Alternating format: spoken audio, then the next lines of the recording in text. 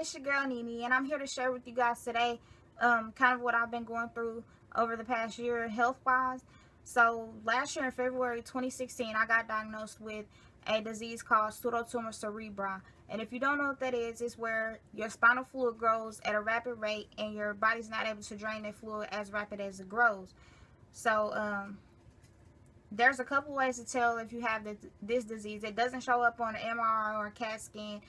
The only way you can tell you have this is if you get your eyes dilated like I did, or if you have get a spinal tap, which I did get a spinal tap too, just to confirm that I did have this disease.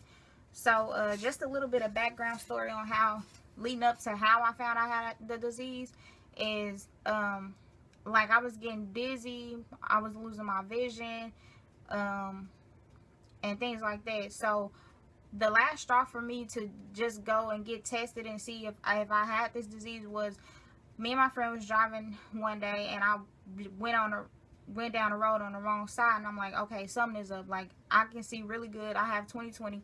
Something is wrong with my eyes. I need to go get checked out. So that's just what I did. So about a week later, I made an eye appointment, and I wasn't even gonna go to my eye appointment because at the time I was working full time.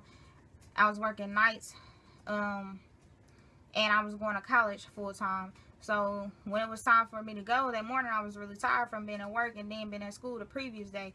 So I'm like, man, I ain't even finna go to this eye appointment.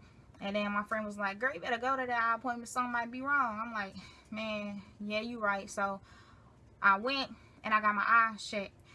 And before I went in and got my eyes checked, my eye doctor, he was like, Courtney, are you sure you don't want to get your eyes dilated? Because some of the symptoms that you're having, I think I should dilate your eyes. So I'm thinking that it's like it used to be where you couldn't drive after you get your eyes dilated or whatever, because I didn't bring anybody with me to my eye appointment. It was only me. So when I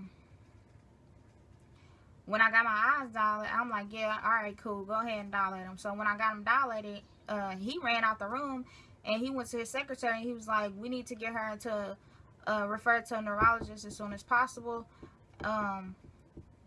So that's what he did. I'm like, dude, can you please, you scaring me, can you please let me know what's going on first before you know just run out the room? So then when he came back, he was like, my occipital nerves were swollen. And I'm like, okay, what does that mean? He's like, it can mean that you have a bunch of fluid buildup, or it means that you have a sort of mass, like a tumor or something. So I'm like, okay, oh man. Got out the doctor, I'm like just crying and bawling. So I called my mom and I'm like, can you get here and can you be here like today? And it was snowing outside or whatever, and my mom was there in the next 2 hours or whatever. And the next day we went and got a bunch of tests done and stuff like that.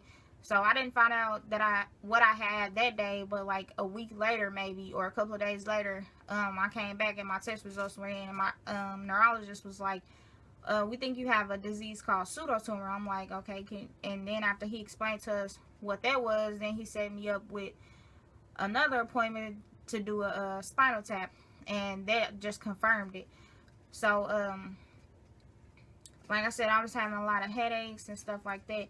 And so you cannot detect that you have this disease by CAT scan or MRI, anything like that, because previously I had went to a bunch of doctors and they were saying like, you're perfectly healthy, nothing's wrong with you. So I'm like, okay, I'm thinking I'm crazy inside my head, and I'm like, man, something is going on. Like I don't lay around this much. Like I like to go, like something is really up. So I thank God that I did go to the eye doctor and he referred me to a neurologist and all that stuff. So last year in April 2016, I had a surgery. My neurologist gave me an option of having some type of eye surgery when they insert something to your eye, and I'm like, okay, no, I'm not doing that. Or he gave me the option to have a VP shunt put in. And okay, I'm jumping all around here because previously, before that, he started me on this medicine called Diamox, which my body did not tolerate Diamox, and I had an allergic reaction to the medicine, which you do. One of the side effects to that medicine is like tingling in your hands and your feet, which I did have that, but I wasn't supposed to have a rash to it. So my doctor took me off of that, and and then my only other options were surgery. So he got me in as soon as possible, and I had my surgery in Vanderbilt in Nashville. And my first surgery, it was a VP shunt, which is a shunt that goes inside your brain, and it's like they drill a hole about this big in your brain, and they insert a tube, and the tube runs from your brain into the back of your neck and all the way down your chest into your stomach, and it empties in your bladder or whatever. So that surgery failed, and I kept having, well, the surgery didn't fail, the shunt failed, and it got clogged, and I kept still having headaches and stuff like that. I'm like, I told my mama, like, something ain't right, like, I don't think this shunt is working or whatever, and my head was still real tender and real sore. So I kept going back and forth to the doctor for a couple of months, maybe about 6 months, and then after that, my neurologist was like, well, I'm just set you up with my brother and get you into a different neurosurgeon, because my neurosurgeon, I had contacted him and told him all the problems I was having, and he was like, I don't think it's shunt related, I don't think it's due to your pseudotumor or whatever. And I'm like, yeah, I know how I feel. So after that, I switched neurosurgeons, and he checked it out, and he saw, like, you do this little test, and you insert the needle into your shunt, and if no fluid comes out, that means that the shunt's not working.